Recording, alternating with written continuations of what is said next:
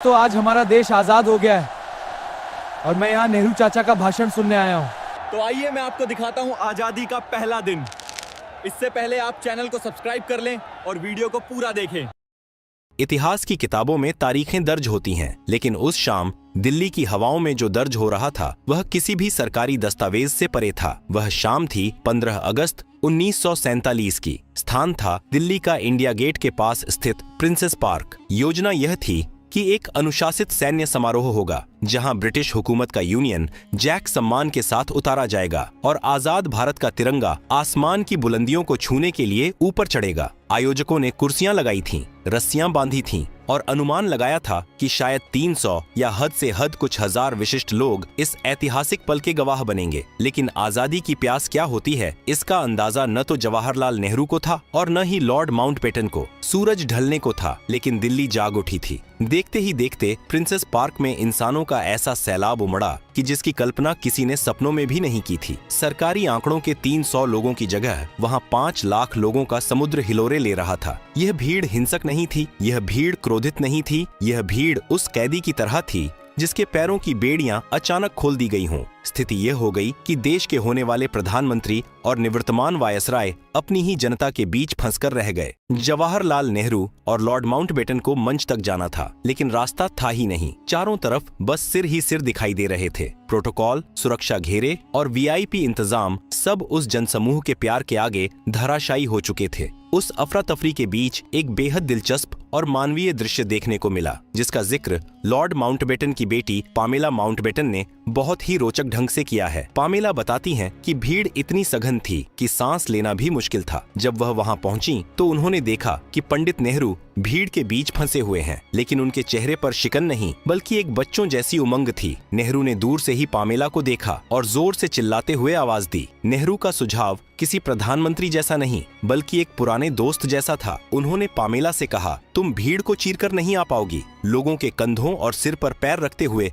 मंच तक आ जाओ। ये लोग बुरा नहीं मानेंगे, ये अपने हैं। पामेला हक्की बक्की रह गईं। एक राजसी परिवार की लड़की और ऐसा सुझाव? उन्होंने चिल्लाकर जवाब दिया, लेकिन पंडित जी, मैंने ऊंची एड़ी हाई हील्स वाली सैंडल पहन रखी है, लोगों को चोट लग जाएगी, उन्हें चुभेगी। नेहरू ने उसी जोश में जवाब दिया, तो सैंडल उतारो, उन्हें हाथ में लो और बस बढ़ चलो। और फिर दुनिया ने वह नजारा देखा जो शायद ही किसी राजनेता ने कभी किया हो। खुद जवाहरलाल नेहरू लोगों के कंधों और सिरों का सहारा लेते हुए कूदते फांदते हुए मंच की ओर बढ़े। उन्हें देखकर पामेला ने भी अपनी सैंडल उतारी और हाथों में पकड़ ली। वह दृश्य अद्भुत था। इंसानों के सिर एक कालीन बन गए थे और पामेला उस मानवीय कालीन पर चलते हुए सरदार पटेल की बेटी मणिबेन पटेल के पास जा खड़ी हुई। दूसरी तरफ लॉर्ड माउंटबेटन का हाल और भी बुरा या शायद अच्छा था। उनकी शाही बग्घी लोगों के हुजूम के बीच ऐसे फंस गई थी जैसे तूफान में नाव। इंच भर हिलने की जगह नहीं थी। बग्घी से उतरना तो दूर, उसका दरवाजा खोलना भी नामुमकिन था। माउंटबेटन समझ गए कि मंच तक पहुंचना असंभव है। उन्होंने वहीं से नेहरू की तरफ देखा और चिल्लाकर इशारा किया, लेट्स होस्ट द फ्लैग,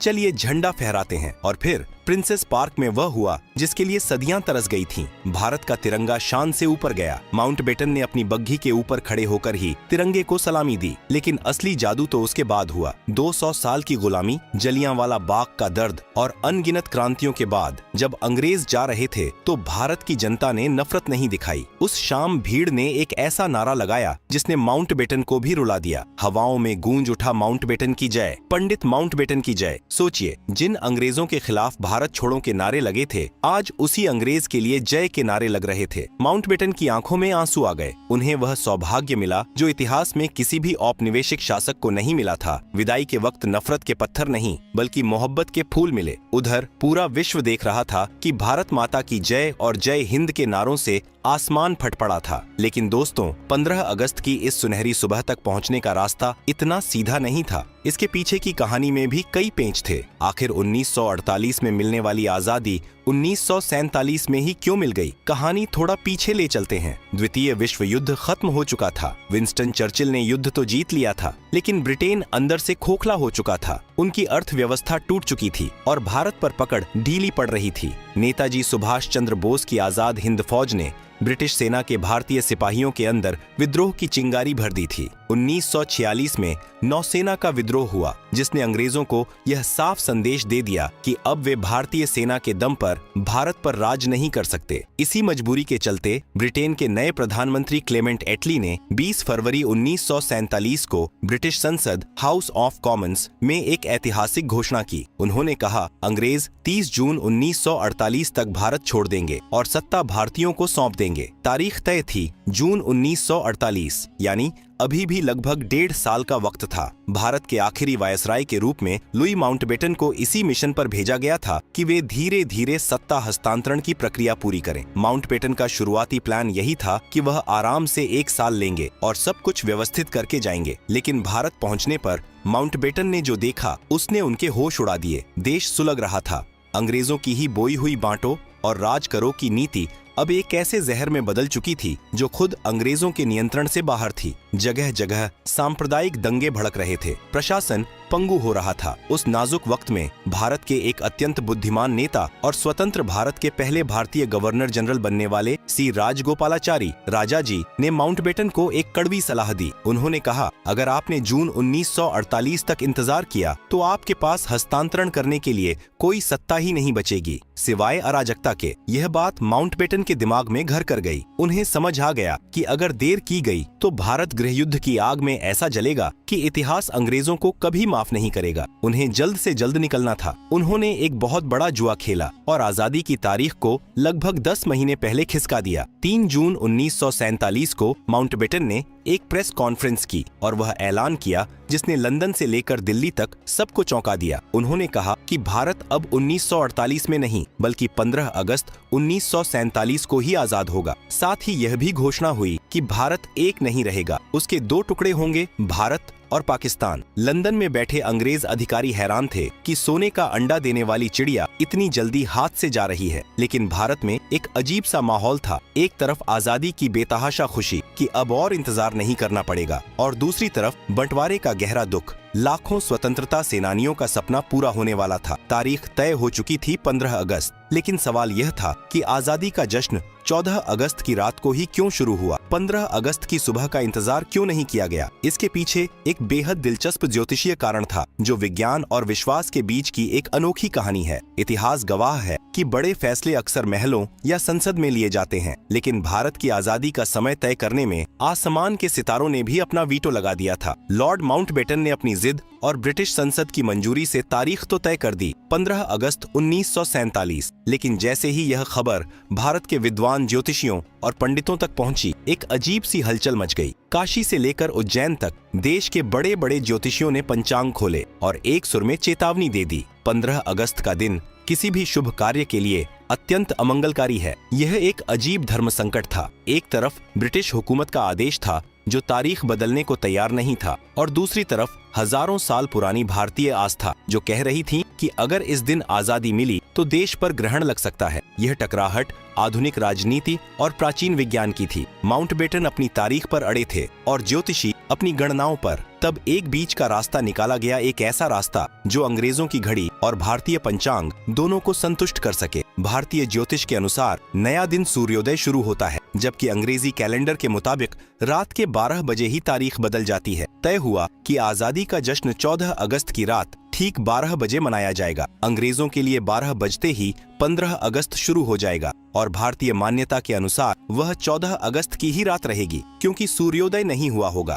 यह एक अद्भुत समझौता था जिसने 14 अगस्त की उस तूफानी रात को हमेशा के लिए अमर कर दिया। जैसे जैसे 14 अगस्त का सूरज ढला, दिल्ली का मौसम बदलने लगा। आसमान में काले बादल घिर आए और तेज हवाओं के साथ मूसलाधार बारिश शुरू हो गई, मानो प्रकृति खुद 200 सालों की गुलामी की गंदगी को धो रही हो। संसद भवन, जिसे तब काउंसिल हाउस कहा जाता था, के बाहर हजारों लोग भीग रहे थे, लेकिन उस बारिश में भीगना किसी को बुरा नहीं लग रहा था। हर बूंद आजादी के अमृत जैसी लग रही थी। रात के 11 बज चुके थे। संसद भवन के सेंट्रल हॉल में गहमा घामी तेज हो गई थी। उमस और गर्मी थी, लेकिन वहां मौजूद हर शख्स, चाहे वह धोती कुर्ते में हो या शेरवानी में, एक अलग ही ऊर्जा से भरा था। कार्यवाही शुरू हुई। सबसे पहले देश की महान स्वतंत्रता सेनानी और बाद में उत्तर प्रदेश की पहली महिला मुख्यमंत्री बनने वाली सुचिता कृपलानी मंच पर आईं। उनकी आवाज गूंजी, सारे जहां से अच्छा हिंदुस्तान हमारा, और उसके बाद वंदे मातरम। इन गीतों ने हॉल में बैठे हर व्यक्ति के रोंगटे खड़े कर दिए। यह सिर्फ गाना नहीं था, ये उन लाखों लोगों की चीख थी जो इस दिन को देखने के लिए फांसी पर झूल गए थे। ठीक 11:55 पर जवाहरलाल नेहरू पोडियम की तरफ बढ़े। पूरा हॉल एकदम शांत हो गया। सुई गिरने की भी आवाज सुनी जा सकती थी। नेहरू ने अपना वह भाषण शुरू किया जिसे आने वाली सदियां ट्रिस्ट विद डेस्टिनी, नियति से मिलन के नाम से जानने वाली थीं। उनकी आवाज में एक भारीपन था, एक जिम्मेदारी का एहसास। उन्होंने कहा, बरसों पहले हमने नियति से एक वादा किया था और अब वह समय आ गया है जब हम अपनी प्रतिज्ञा को पूरा करेंगे। पूरी तरह से या पूर्ण रूप से तो नहीं, लेकिन काफी हद तक।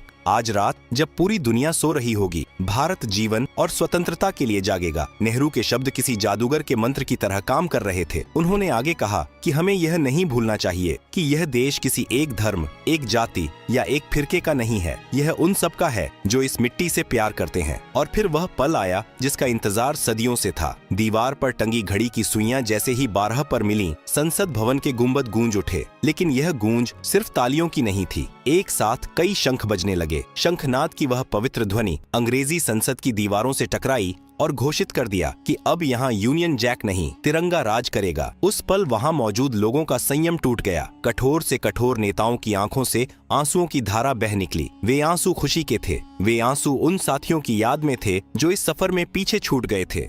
तभी सेंट्रल हॉल नारों से गूंज उठा। लेकिन यह नारे सिर्फ गांधी जी के नहीं थे। वहाँ एक अजीब और सुखद शोर था। लोग चिल्ला रहे थे, महात्मा गांधी की जय। और ठीक उसी जोश के साथ दूसरी आवाज आई, नेताजी सुभाष चंद्र बोस की जय। उस रात उस हॉल में सुभाष बाबू की भी जय जयकार हुई। किसी ने यह नहीं सोचा कि वे कहाँ हैं, लेकिन उनकी आत्मा वहाँ मौजूद थी। 51 बैलों के रथ का जिक्र हुआ। क्रांतियों की यादें ताजा हो गईं। गांधी और बोस दो अलग रास्ते, लेकिन मंजिल एक। आज दोनों की जयकार एक ही छत के नीचे गूंज रही थी। इसके तुरंत बाद माहौल फिर संजीदा हो गया। उन झात और अज्ञात शहीदों की याद में 2 मिनट का मौन रखा गया, जिन्होंने अपनी जवानी और अपनी जान इस दिन के लिए कुर्बान कर दी थी। वह खामोशी इतनी गहरी थी कि बाहर बरसती बारिश का शोर भी संसद के अंदर सुनाई दे रहा था। जब नेहरू संसद भवन से बाहर निकले तो नजारा देखने लायक था। बाहर खड़ी हजारों की भीड़ ने सुरक्षा घेरे तोड़ दिए। वरिष्ठ पत्रकार खुशवंत सिंह, जो उस वक्त वहां मौजूद थे, बताते हैं कि वह मंजर शब्दों में बयां करना मुश्किल था। लोग पागलों की तरह रो रहे थे, हंस रहे थे। अनजान लोग एक दूसरे को गले लगा रहे थे। किसी को नहीं पता था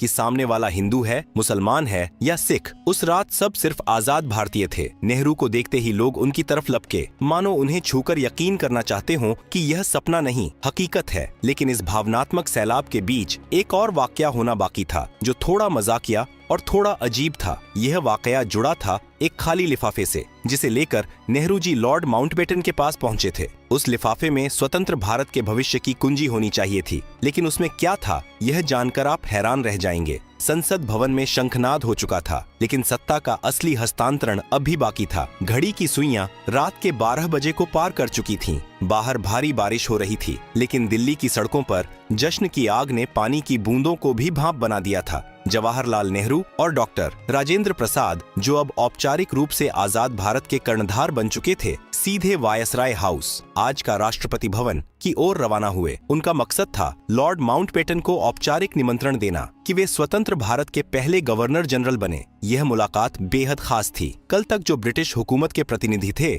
आज वे भारत के सेवक बनने का न्योता स्वीकार कर रहे थे। माहौल में एक अजीब सी नरमी थी। लॉर्ड माउंटबेटन ने इस पल को यादगार बनाने के लिए अपनी खास पोर्ट वाइन की एक बोतल खोली। सोचिए जरा, सदियों की कड़वाहट उस एक पल में मिट रही थी। माउंटबेटन ने खुद अपने हाथों से नेहरू और प्रसाद के लिए जाम छलकाया। उन्होंने अपना गिलास हवा में उठाया और सिर्फ 2 शब्द कहे, जिनमें पूरी कहानी समा गई थी, टू इंडिया, भारत के नाम। नेहरू ने भी मुस्कुराते हुए जाम उठाया। इसके बाद एक बेहद रस्मी पल आया। नेहरू ने अपनी जेब से एक सफेद लिफाफा निकाला और बड़े ही गंभीर होकर माउंटबेटन को थमाया। उन्होंने कहा, लॉर्ड माउंटबेटन, इस लिफाफे में उन मंत्रियों के नाम हैं जिन्हें कल सुबह मेरे मंत्रिमंडल में शपथ लेनी है। माउंटबेटन ने सम्मान के साथ लिफाफा लिया। नेहरू और राजेंद्र प्रसाद वहां से चले गए। जब कमरे में शांति छा गई तो माउंटबेटन ने उत्सुकता के साथ वह लिफाफा खोला और फिर कमरे में एक जोरदार ठहाका गूंज उठा। लिफाफा खाली था, उसमें कागज का एक टुकड़ा भी नहीं था। देश के पहले प्रधानमंत्री आजादी की खुशी और भावुकता में इतने खो गए थे कि मंत्रियों की लिस्ट वाला कागज लिफाफे में डालना ही भूल गए। यह घटना साबित करती है कि उस रात बड़े से बड़ा नेता भी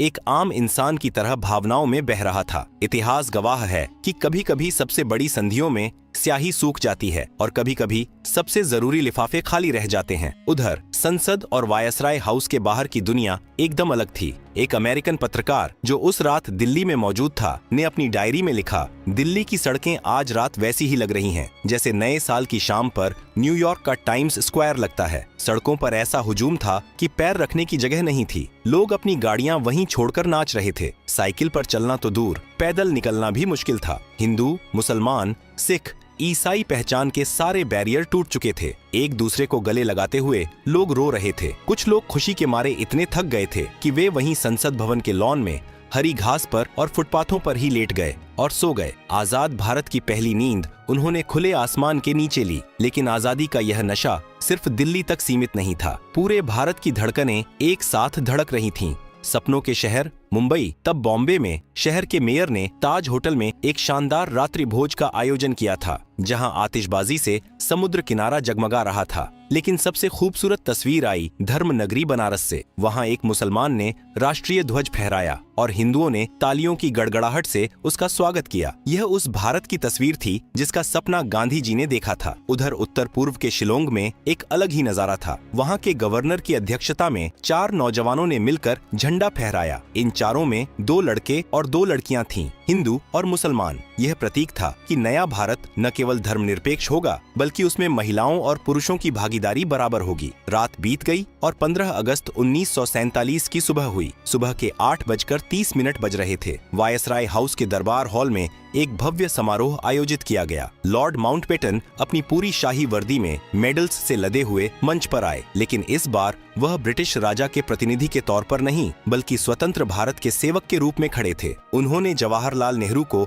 आजाद भारत के प्रथम प्रधानमंत्री के रूप में शपथ दिलाई। नेहरू ने कहा, मैं जवाहरलाल नेहरू विधि द्वारा स्थापित भारत के संविधान के प्रति सच्ची श्रद्धा और निष्ठा रखूंगा। इसके बाद फेडरल कोर्ट के चीफ जस्टिस न्यायमूर्ति श्री हरिलाल कानिया ने डॉक्टर राजेंद्र प्रसाद और अन्य मंत्रियों को शपथ दिलाई। दरबार हॉल के बाहर हजारों की भीड़ खड़ी थी जो सिर्फ अपने नेताओं की एक झलक पाने को बेताब थी। जब नेहरू शपथ लेकर बाहर निकले तो चाचा नेहरू की जय और वंदे मातरम के नारों से आसमान गूंज उठा। लेकिन दोस्तों, अभी दिन खत्म नहीं हुआ था। असली परीक्षा तो शाम को होने वाली थी। वही प्रिंसेस पार्क, वही 5 लाख की भीड़ और वही अस्त व्यस्त माहौल जिसका जिक्र हमने कहानी की शुरुआत में किया था। और इन सब के बीच एक सवाल अब भी हवा में तैर रहा था। जिस आजादी के लिए एक बूढ़े फकीर ने लाठियां खाई, गोलियां सहने को तैयार हुआ, वह महात्मा गांधी इस पूरे जश्न में कहां थे? क्यों देश का राष्ट्रपिता देश की राजधानी में नहीं था? अगले भाग में हम चलेंगे उस आखिरी पड़ाव पर जहां कुदरत ने इंद्रधनुष का चमत्कार दिखाया और दूसरी तरफ एक टूटे हुए घर में गांधी जी ने अपनी ही तरह से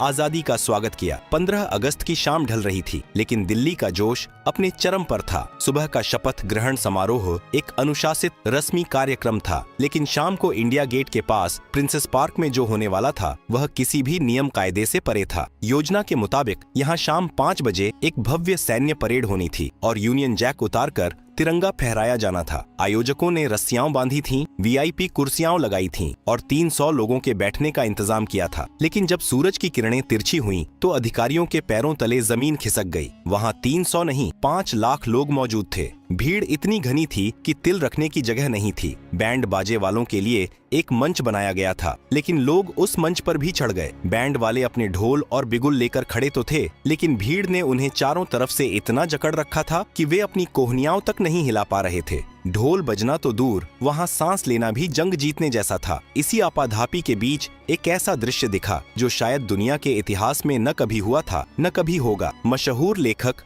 डोमिनिक लैपियर और लैरी कॉलिंस ने अपनी किताब फ्रीडम एट मिडनाइट में इस रोंगटे खड़े कर देने वाले पल का जिक्र किया है। भीड़ में हजारों औरतें भी थीं जो अपने दूध पीते बच्चों को सीने से लगाए खड़ी थीं। धक्का मुक्की इतनी जबरदस्त थी कि माताओं को डर लगने लगा कि कहीं उनके जिगर के टुकड़े इस जनसैलाब में कुचल न जाएं। ममता ने एक अजीब फैसला लिया। जब भीड़ का दबाव बढ़ता तो औरतें अपने नन्हे बच्चों को हवा में उछाल देती। जी हाँ, आपने सही सुना, जैसे ही धक्का लगता वे अपने बच्चों को रबड़ की गेंद की तरह हवा में उछाल देती और जब भीड़ का दबाव कम होता तो उन्हें वापस लपक लेती। एक पल ऐसा आया जब हवा में दर्जनों बच्चे एक साथ उछलते हुए दिखाई दिए। लॉर्ड माउंटबेटन की 17 साल की बेटी पामेला माउंटबेटन, जो बग्घी में फंसी यह सब देख रही थीं, उनकी आंखें आश्चर्य से फटी रह गईं। उन्होंने अपनी डायरी में लिखा, हे भगवान, यहाँ तो बच्चों की बारिश हो रही है, लेकिन उस दिन भारत की मिट्टी पर खड़ा कोई भी शख्स गिरने वाला नहीं था, क्योंकि सहारा देने के लिए 5 लाख हाथ मौजूद थे। आखिरकार वह पल आया। माउंटबेटन, जो अपनी बग्घी से इंच भर भी नहीं हिल पाए थे, ने वहीं खड़े होकर इशारा किया। बिगुल तो बज नहीं सका, लेकिन तिरंगा शान से ऊपर चढ़ने लगा। 200 सालों की गुलामी, कोड़ों की मार, काला पानी की सजा और अनगिनत फांसियों के बाद वह 3 रंगों का कपड़ा आसमान में लहराया। और ठीक उसी पल कुदरत ने अपना चमत्कार दिखाया। जैसे ही तिरंगा हवा में खुला, अचानक तेज हवाएं चलने लगीं। आसमान में काले बादल छंट गए और सूरज की आखिरी किरणें बादलों से छनकर आईं। तिरंगे के ठीक पीछे आसमान में एक विशाल इंद्रधनुष उभर आया, मानो प्रकृति खुद भारत की आजादी को सलामी दे रही हो। वह नजारा इतना अलौकिक था कि लोग अपनी सुध बुद्ध खो बैठे। किसी ने इसे ईश्वर का आशीर्वाद कहा तो किसी ने उन शहीदों की मुस्कान जो बादलों के पार से अपने वतन को आजाद देख रहे थे। लेकिन दोस्तों, जब दिल्ली नाच रही थी, गा रही थी और जश्न में डूबी थी, तब वह शख्स कहाँ था जिसने इस आजादी की नींव रखी थी? राष्ट्रपिता महात्मा गांधी कहाँ थे? न तो वे लाल किले पर थे, न संसद भवन में, और न ही इंडिया गेट पर। दिल्ली से 1500 किलोमीटर दूर कलकत्ता के एक बेहद गरीब और दंगों से झुलसे इलाके बेलिया घाटा में एक टूटी फूटी पुरानी हवेली थी, जिसका नाम था हैदरी मंजिल। उस दिन गांधी जी वहाँ थे। 14 अगस्त की रात जब Nehru ji tourist with destiny वाला ऐतिहासिक भाषण दे रहे थे, तब गांधी जी उसे नहीं सुन रहे थे। उस वक्त रात के 9 बज चुके थे और बापू गहरी नींद में सो चुके थे। उनके लिए आजादी का मतलब सिर्फ अंग्रेजों का जाना नहीं था, बल्कि दिलों से नफरत का जाना था। और उस वक्त देश बंटवारे की आग में जल रहा था। 15 अगस्त की सुबह जब दिल्ली में शहनाइयां बज रही थीं, गांधी जी ब्रह्म मुहूर्त में यानी सुबह 2 बजे ही उठ गए थे। उन्होंने उस दिन कोई मिठाई नहीं खाई, कोई जश्न नहीं मनाया। महात्मा गांधी ने उस दिन 24 घंटे का उपवास रखा। उन्होंने गीता का पाठ किया, चरखा काता और ईश्वर से प्रार्थना की कि भारत के लोगों को सद्बुद्धि दे। दोपहर में वे प्रार्थना सभा में गए, जहां हजारों की भीड़ थी। मजे की बात यह थी कि जहां गांधी जी थे, वहां दंगे थम गए थे। माउंटबेटन ने सही कहा था, जो काम 50,000 हथियारबंद सिपाही पंजाब में नहीं कर पाए, वो काम अकेले एक बूढ़े फकीर ने बंगाल में कर दिखाया। वे 1 मैन बाउंड्री फोर्स थे। यह विरोधाभास ही भारत की असली तस्वीर थी।